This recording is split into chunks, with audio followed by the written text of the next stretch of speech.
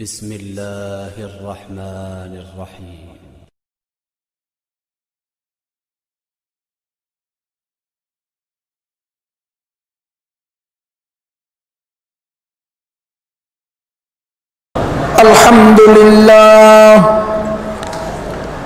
الحمد لله نحمده ونستعينه ونستغفره ونؤمن به ونتوكل عليه ونعوذ بالله من شرور أنفسنا ومن سيئات أعمالنا من يهده الله فلا مضل له ومن يضلله فلا هادي له ونشهد أن لا إله إلا الله وحده لا شريك له ونشهد أن سيدنا ونبينا وحبيب ربنا ومولانا محمدا عبده ورسوله صلى الله تعالى عليه وعلى آله وأصحابه وبارك وسلم تسليما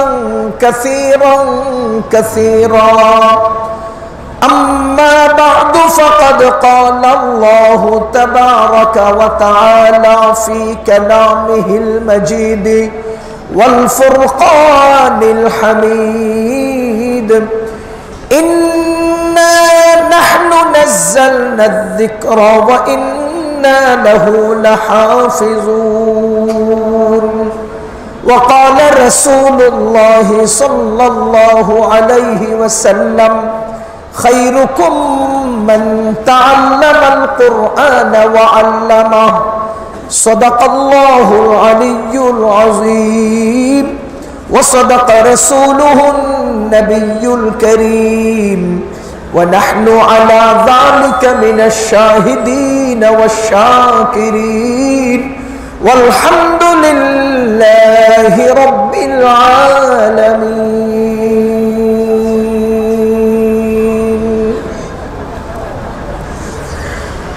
एक मर्द फिरंगी ने कहा अपने पिसर से एक मर्द फिरंगी ने कहा अपने पिसर से मंजर वो तलब करके तेरी आंखें न हो सैर मंजर वो तलब करके तेरी आंखें न हो सैर बेचारे के हक में है यही सबसे बड़ा जुल्म बेचारे के हक में है यही सबसे बड़ा जुल्म बर्रे पे अगर फाश करे कायदाए शेर तालीम के तेजाब में डाल उसकी खुदी को तालीम के तेजाब में डाल उसकी खुदी को हो जाए मुलायम तो जिधर चाहे उसे फेर हो जाए मुलायम तो जिधर चाहे उसे फेर तासीर में अक्सीर से बढ़कर है ये तेजाब तासीर में अक्सीर से बढ़कर है ये तेजाब सोने का हमाला हो तो मिट्टी का है एक ढेर सोने का हमाला हो तो मिट्टी का है एक ढेर मदीनातुल उलूम हाफिजिया मद्रासा मदीना नगर दक्षिण ब्राह्मण कित्ता बास रोड केरानीगंज ढाका कर्तृक आयोजित दस्तारबंदी उपलक्षे 22तम वार्षिक वाज महफिल 2019 एर आखिरी अधिवेशनेर सम्मानित सभापति साहेब मुअज्जज उलामाए केराम मुरब्बियाने आज़म যুবক ভাইরা ও বন্ধুরা বিভিন্ন এলাকা থেকে আগত সম্মানিত মুসলমান ভাইরা আল্লাহ তাআলার অশেষ মেহেরবানি যিনি আমাদেরকে দ্বীনি আলোচনা শোনার জন্য জামায়াত হওয়ার বসার তৌফিক দিয়েছেন শুকরিয়া আদায় করে জোরে সোরে বলবো আলহামদুলিল্লাহ আপনারা দেখেছেন আমাদের আগ মুহূর্তেই 13 জন ছাত্রকে আজকে পাগড়ি প্রদান করা হয়েছে। 13 জন না, 13 জন ছাত্রকে পাগড়ি প্রদান করা হয়েছে। পাগড়ি হিফজ শেষ করেছে, তারা কোরআন মুখস্থ করেছে, কোরআনে কারীম মুখস্থ করেছে তারা। এই পৃথিবী সৃষ্টির 1000 বছর আগে, পৃথিবী সৃষ্টি করার 1000 বছর আগে আমাদের নবীজি বলেন, আল্লাহ তাআলা নিজের মুখে কোরআন কারীমের সূরা তাহা আর সূরা ইয়াসিন, এই 2 সূরা আল্লাহ নিজের মুখে উচ্চারণ করলেন। আল্লাহর কালাম আমরা তেলাওয়াত করি, আর আল্লাহ কি তেলাওয়াত করেন না? নিজের কালাম নিজের মুখে বলেন। আল্লাহর কালাম আল্লাহ নিজের মুখে বললেন। কোন কোন সূরা? সূরা তাহা, সূরা ইয়াসিন। কবে কবে? এখন থেকে 1000 বছর আগে। কবে? পৃথিবীটা সৃষ্টি করারও 1000 বছর আগে আল্লাহ নিজের মুখে নিজের জবানে মোবারক থেকে সূরা তাহা, সূরা ইয়াসিন উচ্চারণ করলেন। ফেরেশতারা শুনলেন আর বেসাখতা বলে উঠলেন, কতই না ভাগ্যবান সেই উম্মত যাদের উপরে এই কালাম নাজিল হবে। এই উম্মতের ভাগ্যের ঘোষণা আজকের না, পৃথিবী সৃষ্টিরও 1000 বছর আগে। দ্বিতীয় নম্বরে বললেন, কতই না ভাগ্যবান তারা যাদের মুখ থেকে আল্লাহর মুখের নির্গত কালাম উচ্চারণ হবে, মানে যারা আল্লাহর কালাম তেলাওয়াত করবে। কতই না ভাগ্যবান তারা যারা আল্লাহর এই কালামকে মুখস্থ করে নিজেদের বক্ষে ধারণ করবে। কয়বার বললেন ভাগ্যবান তারা? বলেন না কয়বার? যাদের উপর কোরআন নাজিল হবে, যারা তেলাওয়াত করবে, যারা মুখস্থ করবে। আপনারা ইনসাফের বিচার করে বলেন তো, যারা আজকে 13 জন মাথায় পাগড়ি নিলেন, তারা কি ওই উম্মতের অন্তর্ভুক্ত নয় যাদের উপরে কোরআন নাজিল হয়েছে? কি বলেন? তারা ওই উম্মতের অন্তর্ভুক্ত নয়? তাহলে নাজিল হওয়ার দৃষ্টিতে তারা 1 নাম্বার ভাগ্যবান। আপনারা হেফজখানায় ঢুকেন, যারা কোরআন মুখস্থ করে, রাত 4টা বাজে ঘুম থেকে উঠে আবার রাত 10টা পর্যন্ত 24 ঘন্টাই তারা কোরআন কোরআন কোরআন কোরআন তিলাওয়াতের মধ্যে রত থাকে। কতই না ভাগ্যবান যারা কোরআন তিলাওয়াত করবে। আপনারা বলেন, এলাকার অন্য সকল থেকে এরা অতি বেশি কোরআন তিলাওয়াত করে কিনা? দ্বিতীয় নম্বর স্তরেও তারা ভাগ্যবান। তৃতীয় নম্বরে যারা মুখস্থ করে, আপনারা বলেন আমরা পাগড়ি দিলাম কেন? কোরআন মুখস্থ করেছে বলে। তাহলে তৃতীয় নম্বরেও তারাই ভাগ্যবান। আমি বলবো, এই হাফেজদেরকে আমরা আজকে সামান্য পাগড়ি দিয়েছি, অথচ আল্লাহ তাআলা তাদের ভাগ্যের ঘোষণা পৃথিবী সৃষ্টিরও 1000 বছর আগে ফেরেশতাদের মুখ থেকে উচ্চারণ শুনিয়ে দিয়েছে। সমাজের সেরা ভাগ্যবান তারা যারা কোরআন মুখস্থ করে। সমাজের সেরা ভাগ্যবান তারা যারা কোরআন মুখস্থ করে। কত ভাগ্য তাদের! আমরা আজকে পাগড়ি দিলাম, রং কেমন? পাগড়িটার রং কেমন? আমাদের নবীজি বলেন, যারা কোরআন মুখস্থ করবে তাদের মা এবং বাবা দুজনকে কিয়ামতের ময়দানে আল্লাহ তাআলা এমন এক পাগড়ি দান করবেন, যেই পাগড়ির আলো চন্দ্র সূর্যকে এক রুমে একত্র করলে যত বেশি ঝলঝল করবে, তাদের পাগড়ি এমন ঝলঝল করবে। মুসলমান, কি ঝলঝল হবে তাদের মাথা যাদের সন্তান কোরআন মুখস্থ করেছে। নবীজি এরপরে বলেন যে, তোমরা হাফেজদের কি উপায় হবে বা কি প্রতিদান হবে বুঝে নাও। ও মুসলমান, চাঁদের আলো সাদা, সূর্যের আলো লাল। সূর্যের আলো লালচা, চাঁদের আলো। আল্লাহ রাসূল বলার সময় চাঁদ ও সূর্য দুটোটাকে এক রুমে ঢুকানোর কথা বললেন কেন? এটার ব্যাখ্যাটা আমি সহজে যা বুঝি, আমাদের মাথার উপর যে লাইটগুলো জ্বলছে এগুলো সব আলো সাদা। পরিবেশটা কেমন দেখায়? সাদা। যদি সবগুলো ওই যে 100 পাওয়ার 60 পাওয়ারের লাল লাইটগুলো লাগানো হতো, তো পরিবেশটা কেমন হতো? লাল। যদি দুটোটাকে একসাথে লাগানো হয় তখন পরিবেশটা কেমন হবে? না সাদা না লাল, গোল্ডেন। কি কালার? কি কালার? আমাদের নবীজি এখানে রঙের সাথেও একটা তাসবিহ দিয়েছেন যে মা বাবার মাথায় যে পাগড়ি দেওয়া হবে সেই পাগড়ির রং হবে গোল্ডেন কালার। গোল্ডেন কালার, ঝকঝক ঝলঝল করবে।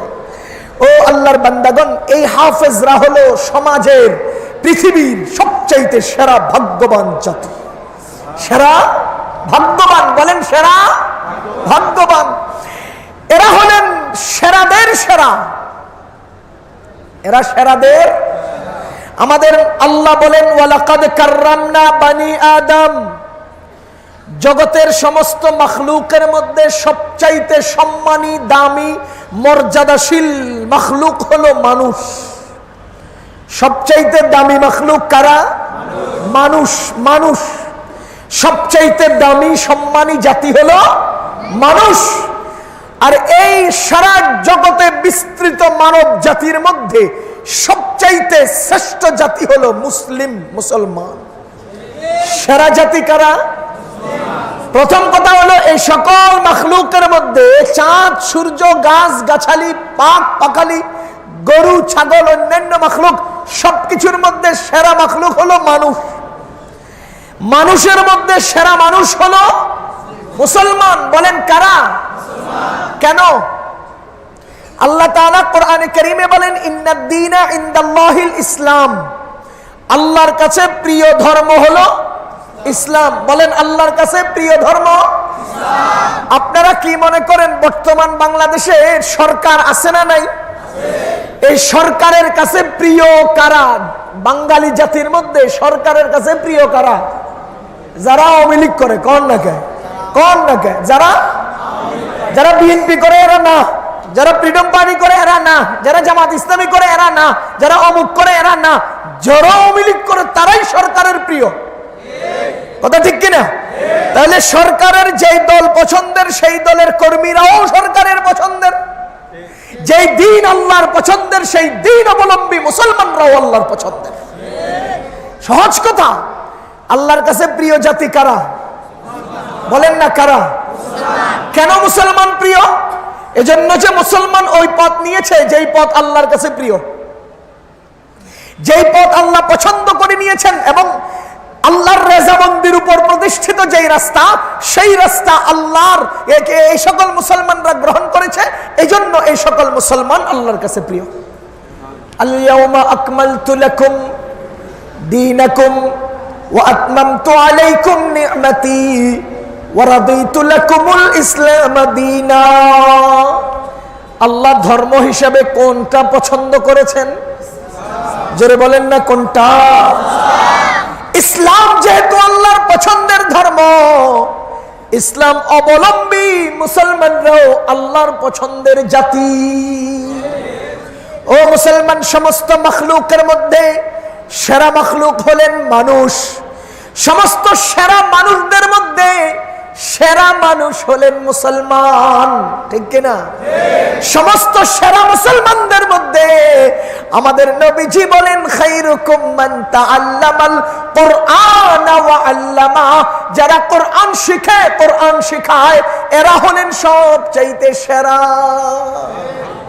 খায়রুন ইসমে তাফজিলের সিগা, ইসমে তাফজিল তিন ভাবে ব্যবহৃত হয়। খায়রুন ইসমে তাফজিল তিন ভাবে ইসমে তাফজিল ইস্তেমাল হয়। আলিফ লাম ইজাফত, আলিফ লাম ইজাফত আর মিন। সুতরাং এই জায়গার মধ্যে খায়রুন কুমের দিকে ইজাফত হয়েছে। খায়রুকুম, খায়রুকুম কুম দ্বারা কারা মুরাদ? মুসলমানরা। খায়রুকুম কুম দ্বারা কারা মুরাদ? মুসলমানরা, সেরারা, সেরারা। ও মুসলমান, সেরাদের মধ্যে নবীজি বলেন আরো সেরা।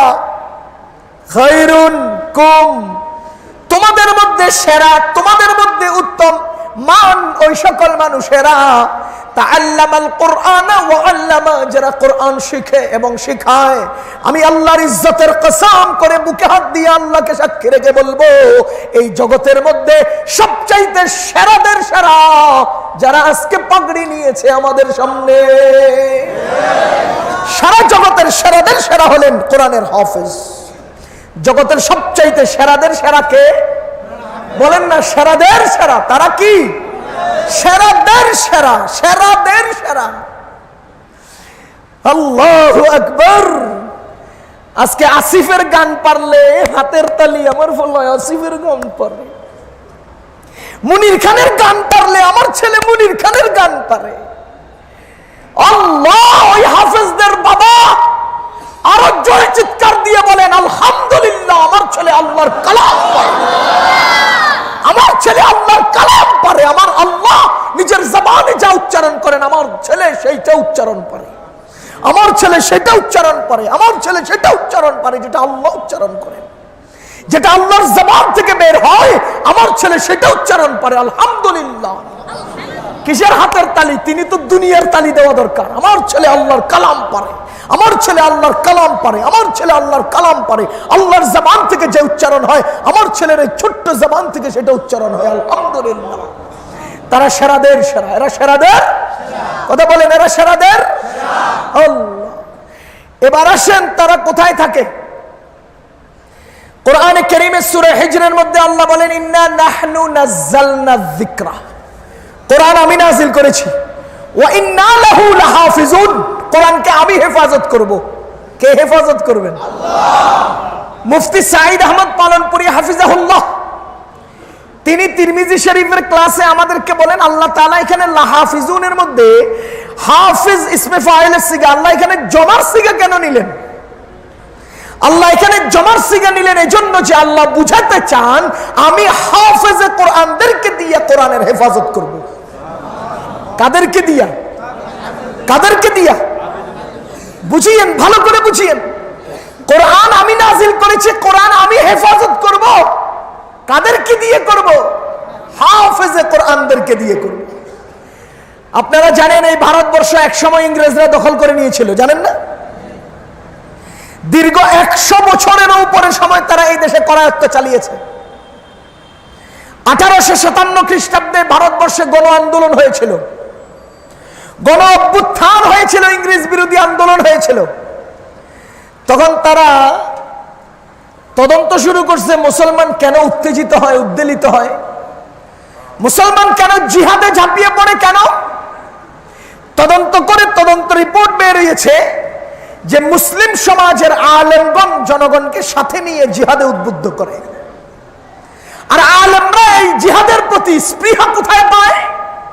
আলেমরা কোরআন জানে, কোরআনে জিহাদের ফজিলতের কথা আছে, সুতরাং কোরআন থেকে জিহাদের প্রতি মানুষকে উদ্বুদ্ধ করে।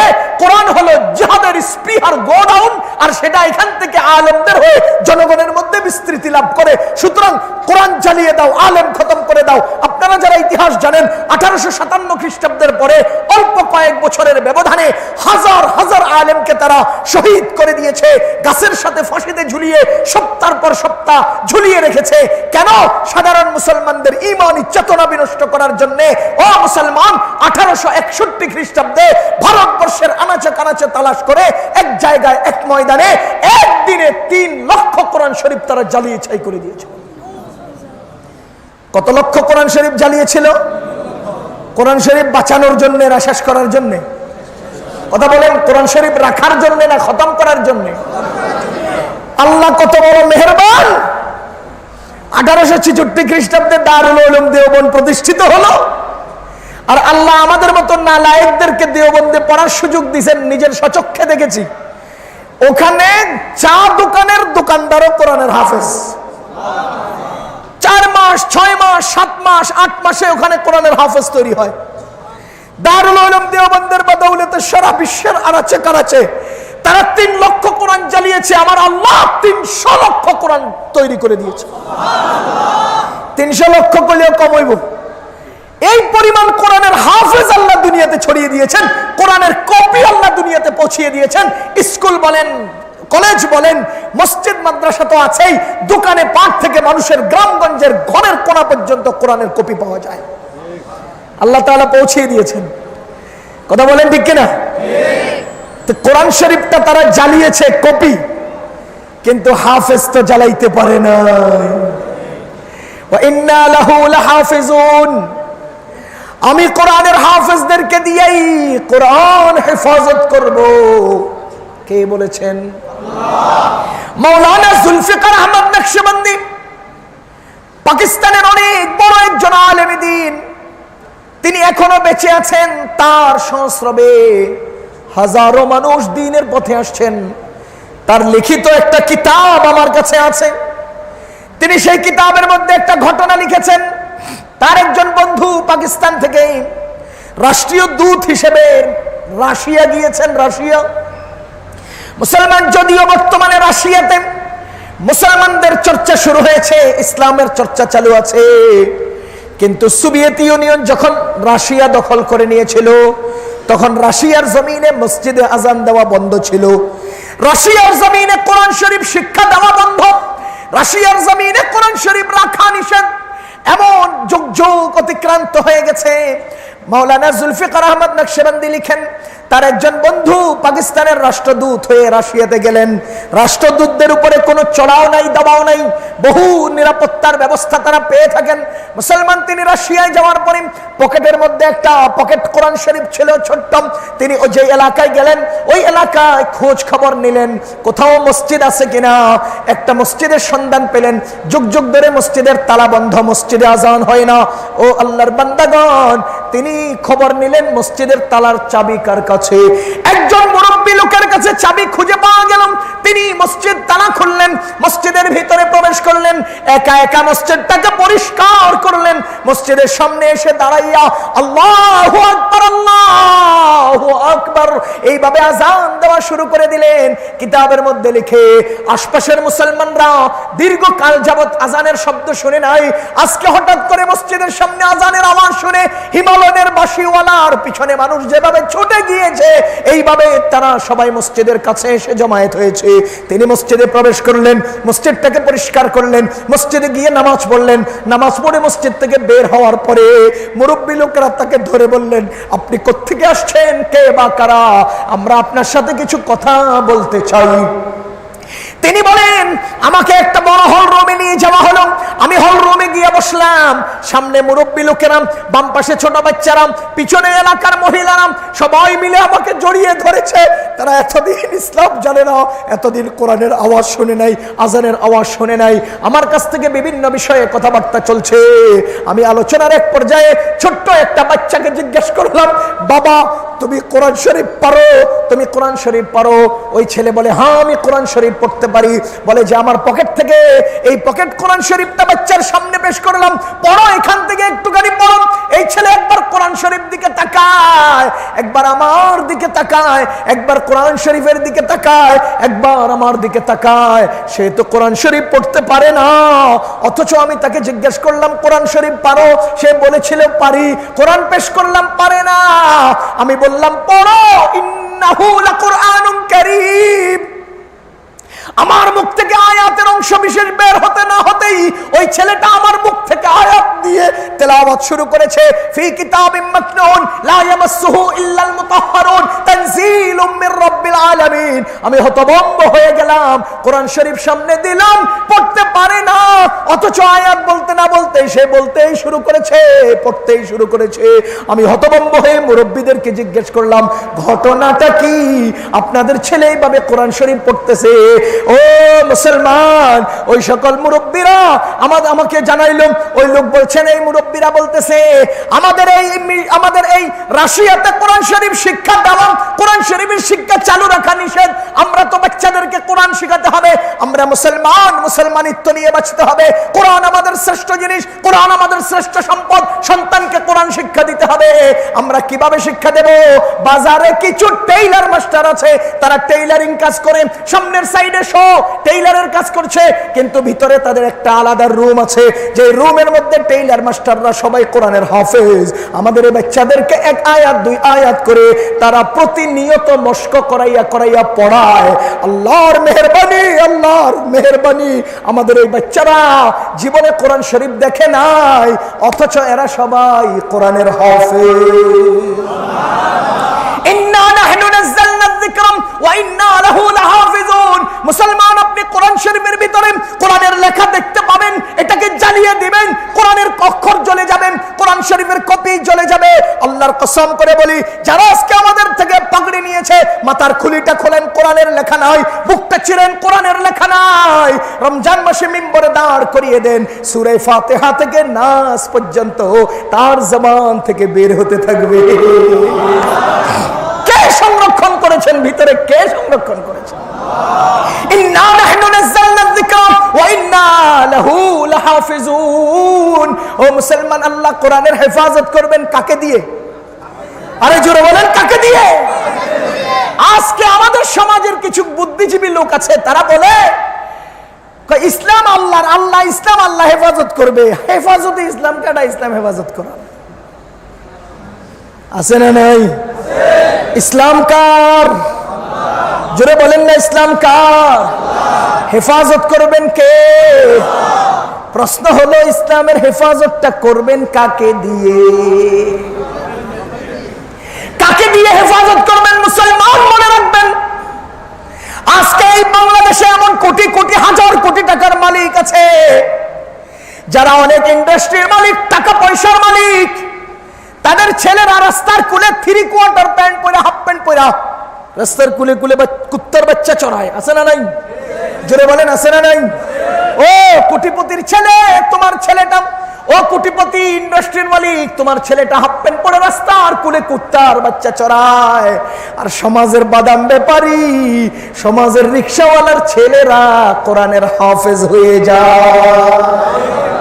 তোমার পোলারে দিয়ে আল্লাহ কুত্তার বাচ্চা চড়ায়, আর বাদাম ব্যাপারীর ছেলেরা আল্লাহ কোরআনের হাফেজ বানায়। লজ্জা লাগে না মুখ দিয়ে কথা বলতে? লজ্জা করে না? হের পোলাটা আরেকজনের মাইয়েলে ভাগ্যে যায়, আর বনানিতে ধরা খায়, জেলখানায় ঢুকে, আর এই বাদাম ব্যাপারীর ছেলেরা কোরআনের হাফেজ হয়ে যায়। চোখে পড়ে না? বড় বড় কথা কয় রাশেদ খান মেননরা, বড় বড় কথা কয়, ঠিক না ভাই? কওমি মাদ্রাসার বৃক্ষ কয়, রে রাশেদ খান মেনন, আমি আল্লাহর কসম করে বলি, যদি টিস্যু পেপার ওয়ালারা তোমারে পয়সা বাইটা টিস্যু পেপার বানাইয়া সাপ্লাই দেয়, এই বাঙালি জাতি তোমার মতো রাশেদ খান মেননরে দিয়া এই টিস্যু পেপার দিয়ে নাকও পরিষ্কার করবে না।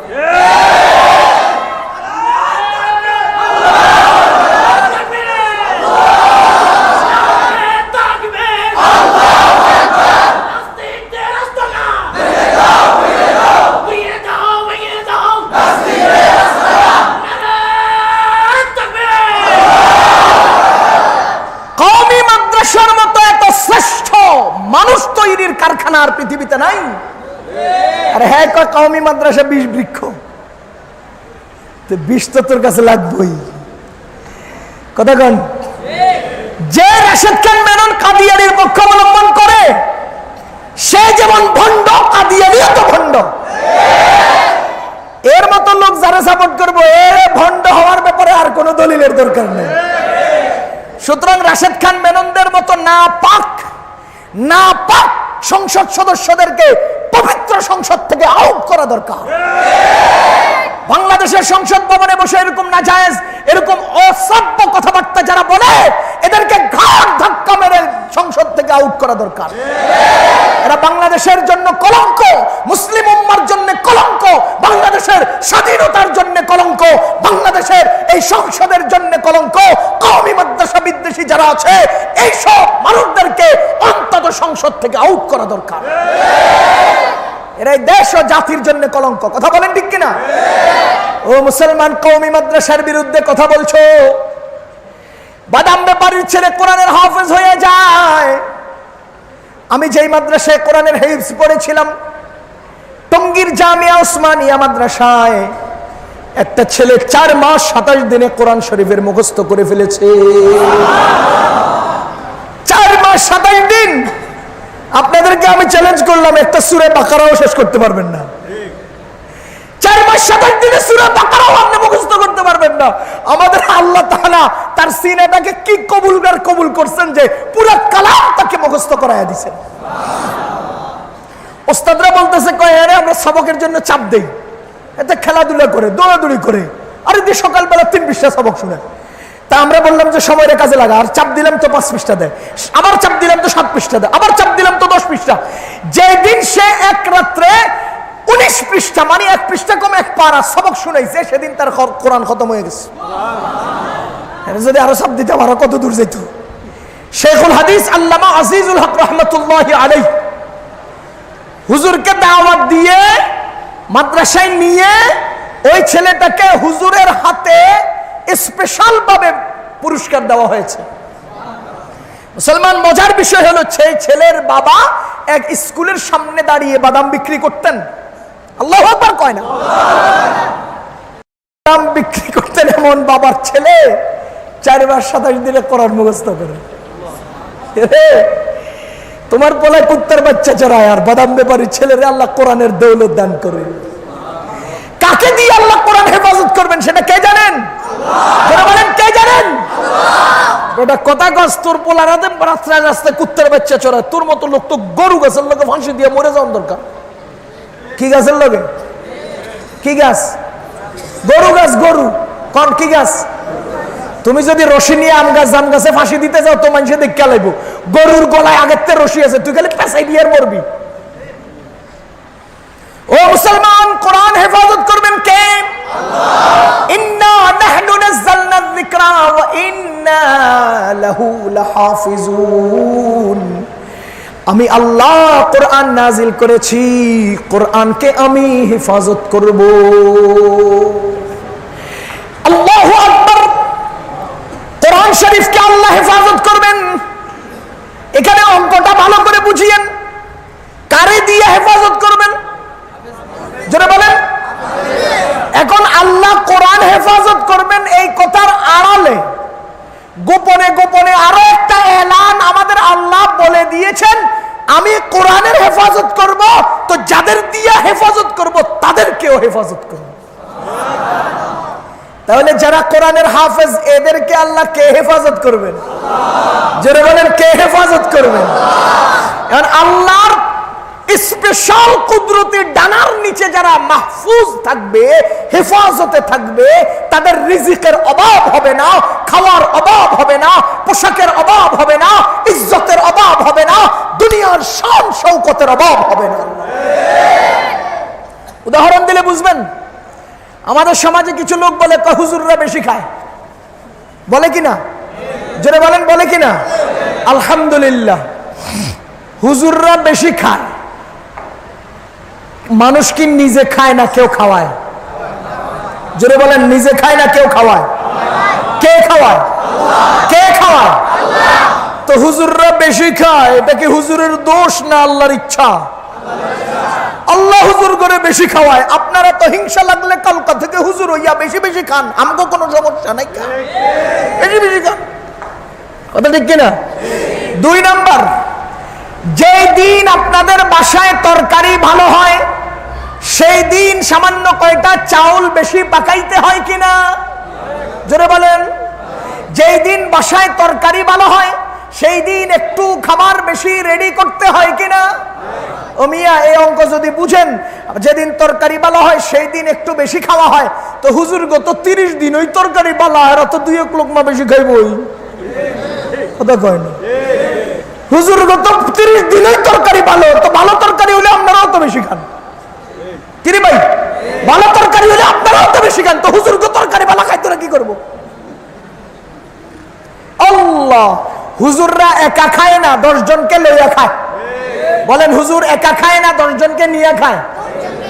উদাহরণ, মসজিদে ইমাম সাহেব নিয়োগ দেওয়া হলো, ইমাম সাহেব খাবে কোথায় এবার সিদ্ধান্ত নিল। কমিটি বসে পরামর্শ করলো যে খাওয়াবো কোত্থেকে। তো সিদ্ধান্ত হলো 30 দিন 30 বেলা 30 দিন হুজুরকে 30 পরিবারে খাওয়াবে। আপনারা বলেন তো 1 মাস পরে এক পরিবার, 1 মাস পরে বাড়িওয়ালা যখন ঘরে যায় তখন তার বাড়ির মহিলাকে বলে যে আগামীকাল হুজুর আমার বাড়িতে খাবে। মহিলা বুক ফুলাইয়া কয়, মাসে একবার হুজুরে খাওয়াই, খারাপ কেমনে খাওয়াই, একটা মুরগি নিয়ে আইছেন। তো মুরগিটা নিয়ে আসলো, আনার পরে এটা কাটলো, খাইলো। মুসলমান, পরের দিন আরেক বাড়িতে তিনিও একই কথা, তারপরের দিন আরেক বাড়ি তিনিও একই কথা, তারপরের দিন আরেক বাড়ি তিনিও একই কথা। আপনাদের ইনসাফের কাছে আমি বিচার জিজ্ঞেস করতে চাই, বলেন তো পুরো মুরগিটা আনা হলো হুজুরের জন্য, তিনি কি একলা একলা খান না আপনারাও খান? তাহলে হুজুর কি একা খাইলো না আপনাদেরকে সাথে নিয়ে খাইলো? এই হুজুরের 30 দিন 30টা মুরগি 30 পরিবারের লইয়া খায়, একা খায়। কিয়ামতের ময়দানে ওলামায়ে কেরাম আছেন, কোরআনের হাফেজ জাগরে পাগড়ি দিলেন, ইনারা এক জায়গায় দাঁড়ায় আছে। ফেরেশতারা হাতের মধ্যে হ্যান্ডকাপ আর পায়ের মধ্যে বেড়ি লাগাইয়া, কপালে আর পিঠের মধ্যে জাহান্নাম সিল মাইরা ধাক্কাইয়া জাহান্নামের দিকে নিয়ে যাইতেছে।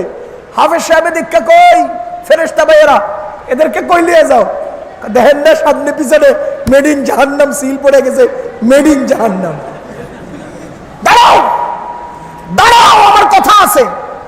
আল্লাহ আপনার কালাম মুখস্থ করলে আপনি 10 জনের ব্যাপারে সুপারিশের অধিকার দিয়েছেন না? জি দিয়েছি।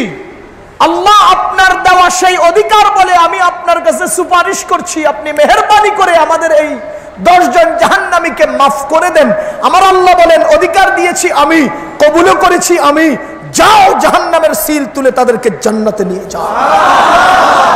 মুসলমান, আমি জিজ্ঞেস করতে চাই, তারা কি একা জান্নাতে গেলেন না 10 জনরে লইয়া গেলেন?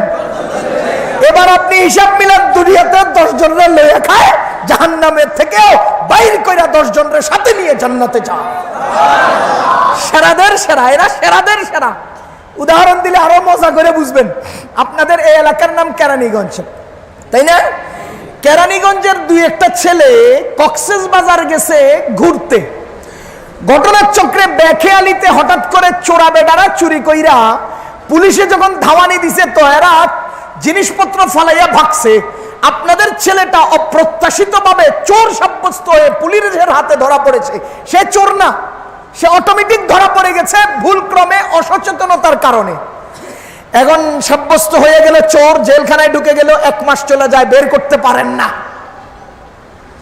ঘটনার চক্রে আমি আপনাদের এলাকায় ওয়াজ করতে আসছি, তো একজনে আমারে বলতেছে, হুজুর আমাদের একটা ছেলে কক্সবাজার গেছে ঘুরতে, এখন চোরের তোহমতে সে গ্রেফতার হয়ে গেছে। আমরা বহু চেষ্টা করতেছি, অনেক চেষ্টা করেও আমরা পারতেছি না। আপনি তো বিভিন্ন এলাকায় ওয়াজে যান, আপনার পরিচিত কোনো লিঙ্ক থাকলে আমাদেরকে একটু হেল্প করেন। তা আলহামদুলিল্লাহ, আমি তো বিভিন্ন এলাকায় ওয়াজে যাই। কক্সবাজারের উপজেলা চেয়ারম্যান ছিলেন সরোয়ার ভাই, আমার সাথে অনেক আন্ডারস্ট্যান্ডিং, অনেক সম্পর্ক। মনে করেন আমি টেলিফোন করে সরোয়ার ভাইরে বললাম যে ভাই, আমার পুরা জানাশোনা, আমি চিনি জানি এই এলাকার ছেলেটা গেছে ঘুরতে, আসলে সে চোর না, আপনি একটু যদি হেল্প করেন সে কিন্তু বেঁচে যায়। সরোয়ার ভাই বলতেছে ঠিক আছে আমি দেখতেছি। উনি টেলিফোন করছে তো 5 মিনিটের মধ্যে আপনাদের ছেলেটা মুক্তি হয়ে গেছে।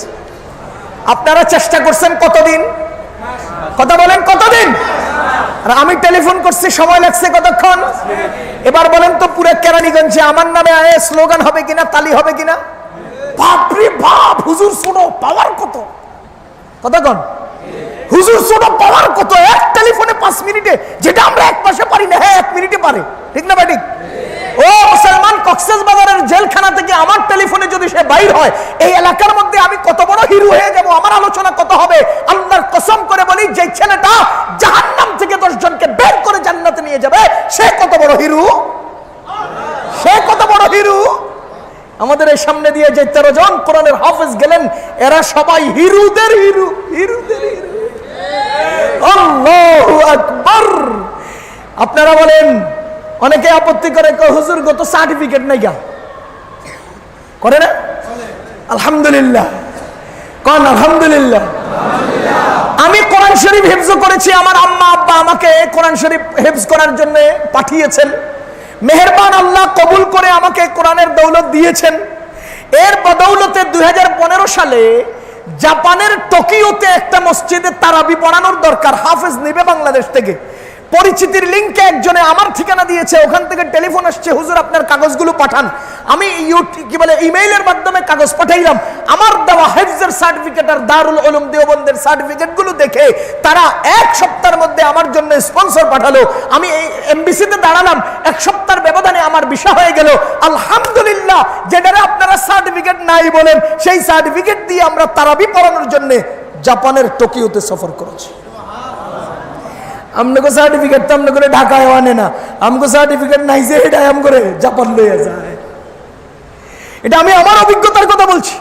এই বছর কোরবানির আগ মুহূর্তে কোরআনের বদৌলতে, কোরআনের বদৌলতে, কোরআনের বদৌলতে কোরবানির আগ মুহূর্তে আমি আমেরিকার নিউ ইয়র্কে 11টা মাহফিলের প্রোগ্রাম করে আসছি কোরআনের বদৌলত। তাহলে আমাদের সার্টিফিকেট নাই আপনারা বলতেছেন, কিন্তু আল্লাহর মেহেরবানিতে বিশ্বের বিভিন্ন অঞ্চলে কোরআনের খেদমত করার জন্য আমাদেরকে আল্লাহ ছড়িয়ে নিচ্ছেন। গত সোমবারে আমার প্রোগ্রাম ছিল আসামের হাইলাকান্দি জেলায়। আগামী 12 তারিখ এবং 13 তারিখ আমার প্রোগ্রাম হলো কলকাতায়, সেই বারাসাত এলাকায়। আলহামদুলিল্লাহ, কলকাতায় এই যে সফরগুলো আমরা করতেছি, কি দুনিয়ার সার্টিফিকেট আমরা কপালে লয়ে লয়ে হাঁটতেছি মনে হয় আপনাদের? কথা বলেন, আমাদের সার্টিফিকেট নাই। এই আপত্তিটা আপনারা করেন। ও মুসলমান, সার্টিফিকেট মানে যদি হয় সমর্থন যে লোকটা শিক্ষিত, তাহলে আমি বলবো আমাদের দুনিয়ার সব সরকারে আমগরে শিক্ষিত কইলেই কি না কইলেই কি? আল্লাহর পরে যার অবস্থান মুহাম্মাদুর রাসূলুল্লাহ সাল্লাল্লাহু আলাইহি ওয়াসাল্লাম, তিনি আমাদেরকে সার্টিফিকেট দিয়েছেন কিনা? খায়রুকুম মান তাআল্লামাল কুরআন ওয়া আল্লামা। আমাদের নবীজি আমাদেরকে সার্টিফিকেট দিয়েছেন, যারা কোরআন শিখে, কোরআন শেখায়, জগতের সবচেয়ে মর্যাদাশীল ব্যক্তি হলেন তারা। ও মুসলমান, আপনাদের প্রাতিষ্ঠানিক সার্টিফিকেট যেটা, আমাকে ভালো করে খেয়াল করে শুনেন, আপনাদের প্রাতিষ্ঠানিক সার্টিফিকেট যেটা, এই সার্টিফিকেট বাসায় আনলে 2, 4, 5, 10 বছর পরে অটোমেটিক লেখাটা ম্লান হয়ে যায়, মুছে যায়। আর আলমারির মধ্যে রাখলে মরিচায় পড়ে পুরা সার্টিফিকেটের কাগজটা নষ্ট হয়ে যায়। বেশি কাগজের সাথে রাখলে ইঁদুরে কেটে সেটাকে ধ্বংস করে দেয়। আমি আল্লাহর কসম করে বলি, দুনিয়ার প্রাতিষ্ঠানিক সার্টিফিকেট বেশি দিন টিকে না। আর আমাদেরকে যেই সার্টিফিকেট আমাদের নবীজি দান করেছেন, সেই নবীজি থেকে আজ পর্যন্ত এই সার্টিফিকেট অক্ষত অবস্থায় বিদ্যমান আছে। বুখারী শরীফ, মুসলিম শরীফ, তিরমিজি শরীফ, আবু দাউদ শরীফ, নাসাই শরীফ, ইবনে মাজাহ শরীফ, মুসলমান সমস্ত হাদিসের কিতাবে অগণিত মানুষ এই সার্টিফিকেটটার চর্চা করে, সার্টিফিকেটের আলোচনা করে, সার্টিফিকেট মুখস্থ করে। কিয়ামত পর্যন্ত এই সার্টিফিকেট চালু থাকবে। কোন উই পোকা আমগো সার্টিফিকেট কাটতে পারে না। যতদিন বুখারী শরীফ আছে ততদিন খায়রুকুম মান তাআল্লামার এই সার্টিফিকেটও বিদ্যমান আছে। কথা বলেন ঠিক কিনা? আপনাকে সার্টিফিকেটে কয়জনে লিখে রাখে? কথা গান কয়জনে টাকা দিয়ে ছাপায়? আমাদের সার্টিফিকেট পৃথিবীর জমিনে আজকে অন্তত কয়েক কোটি পাওয়া যায়। কথা ঠিক কিনা?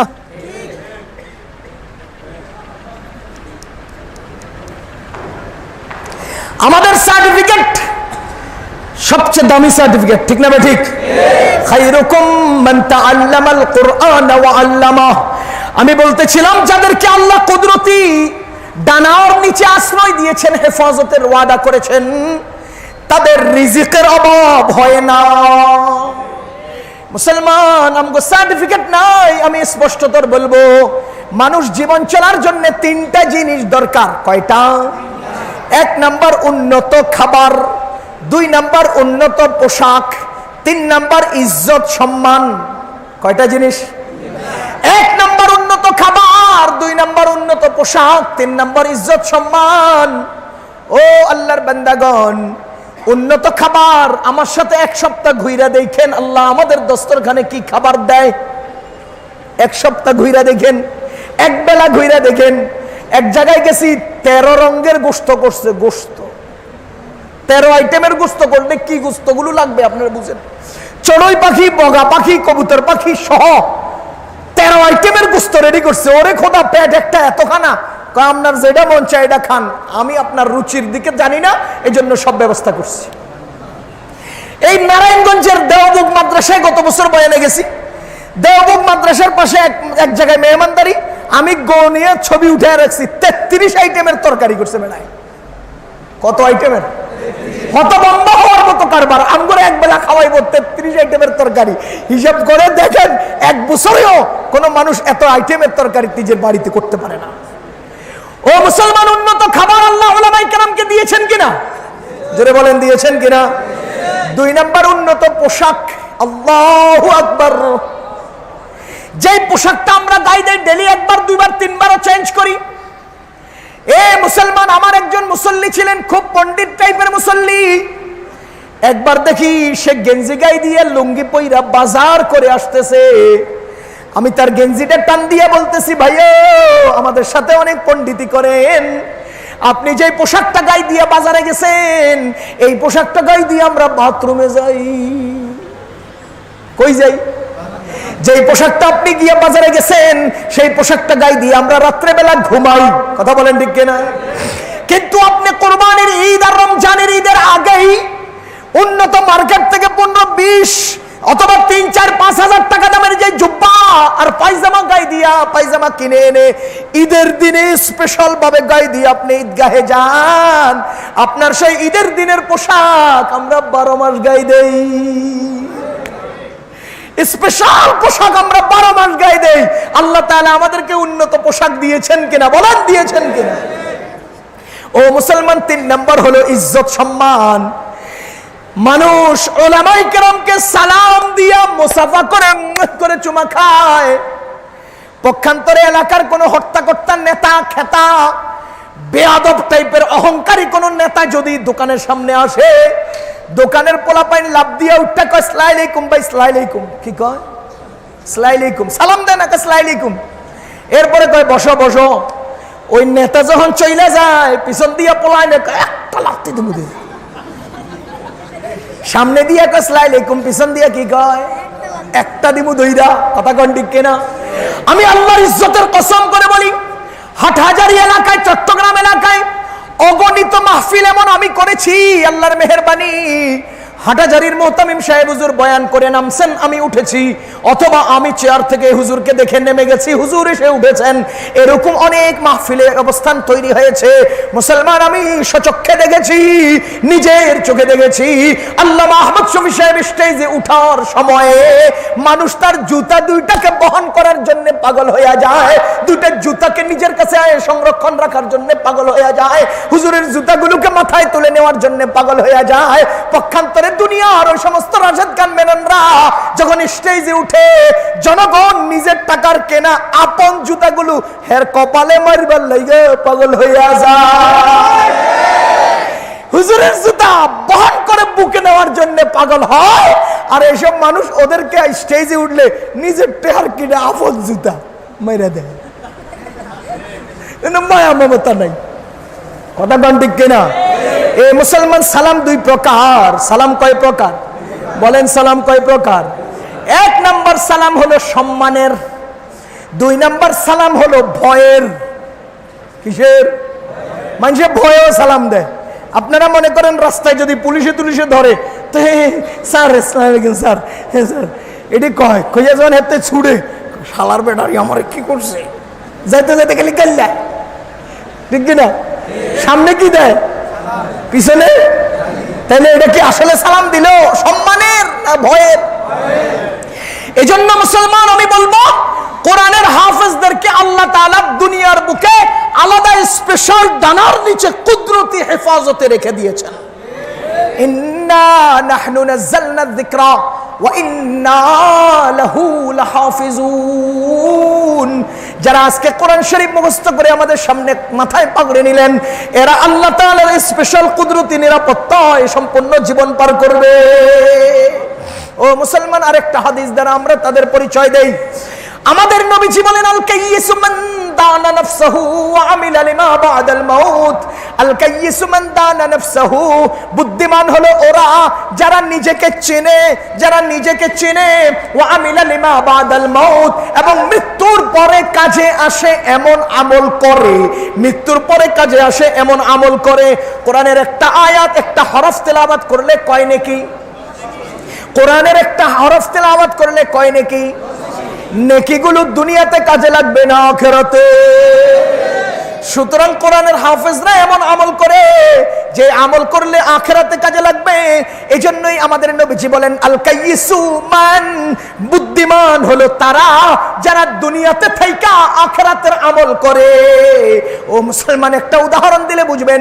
আপনার ছেলে, আপনার ভাই 10 লক্ষ টাকা খরচ করে আমেরিকায় গেল, সেখানে যাইয়া 1 লক্ষ টাকা মাসে বেতন চাকরি করে, 1 লক্ষ টাকা আমেরিকায় বন্ধু বান্ধব আর দোস্ত বন্ধুদের পিছনে খরচ করে, বাড়ির কোনো খোঁজ খবর নেয় না। বাবা অসুস্থ খবর নাই, মা অসুস্থ খবর নাই, বোন বিয়ে দিতে হবে খবর নাই, ভাইদের লেখাপড়া খবর নাই, বাড়ি ভেঙে যায় খবর নাই, পুষ্কুনি খনন লাগবে খবর নাই, বাড়ির বাউন্ডারি দরকার খবর নাই। 1 লক্ষ টাকা কামাই করলো, আমেরিকায় বসে খরচ করলো। করলো, মা বাবার খবর নিল না, বাড়িঘরের খবর নিল না। আপনারা বলেন তো ছেলেটা খুব বুদ্ধিমান? কথা কয় না? কি বলবেন? হ্যাঁ রে গাধা কোন? আর কয় না। বুদ্ধিমান হলো ওই ব্যক্তি যে 1 লক্ষ টাকা কামাই কইরা 10,000 টাকার মধ্যে ওইখানে মাস পার করবে, আর প্রতি মাসে 90,000 টাকা বাড়িতে ট্রান্সফার করবে, বাড়ি সাজাবে, বাড়ি গোছাবে, মা বাবার চিকিৎসা করবে, বোনের বিয়ে দিবে, ভাইদের লেখাপড়া করাবে, আত্মীয় স্বজনের খোঁজ খবর নিবে। এই হবে বুদ্ধিমান। কথা কোন ঠিক কিনা? ও মুসলমান, ঠিক তেমনি ভাবে আমাদের নবীজি বলেন, যারা দুনিয়াতে থাকা দুনিয়ার নাজ নেয়ামত ভোগ কইরা, চোখ কান নাক শরীরের সমস্ত শরীরের অঙ্গ প্রত্যঙ্গ গুলো ব্যবহার কইরা যা কিছু কামাই করলো সবগুলো দুনিয়াতে খরচ করলো, আখিরাতের জন্য কিছুই কামাইলো না, এই বেটা ওই বেটা সমান গাধা।